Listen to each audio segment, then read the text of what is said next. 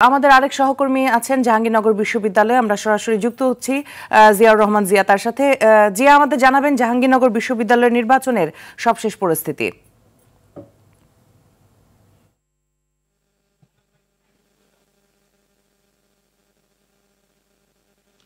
আমি এই মুহূর্তে আছি জাহাঙ্গীরনগর বিশ্ববিদ্যালয়ের যে নির্বাচন কমিশন কার্যালয় বা সিনেট হল, সেই ভবনের বাইরে অবস্থান করছি।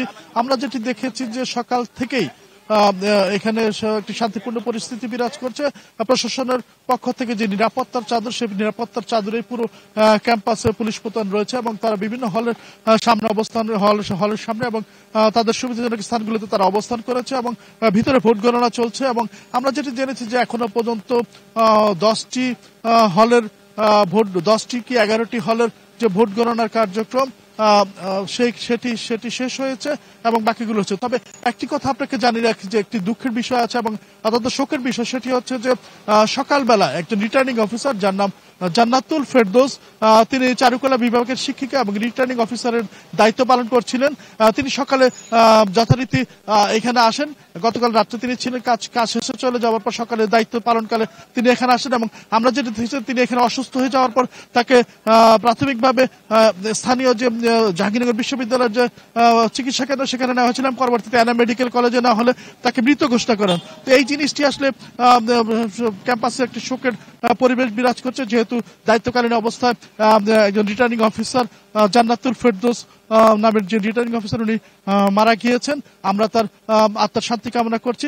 আমি আপনাকে বলি যে নির্বাচন কমিশন কার্যালয়ে ভোট গণনা চলছে এবং এখানে যেটি বাহিরের যে পরিবেশ সেটি অত্যন্ত শান্ত পরিবেশ রয়েছে এবং পুলিশ প্রশাসন অত্যন্ত নিরাপত্তার চাদরে তারা পুরো ক্যাম্পাসটিকে ঢেকে রেখেছেন এবং যে কোনো ধরনের অপ্রীতিকর ঘটনায় তারা দায়িত্ব পালন করবেন বলে তারা আমাদেরকে জানিয়েছেন।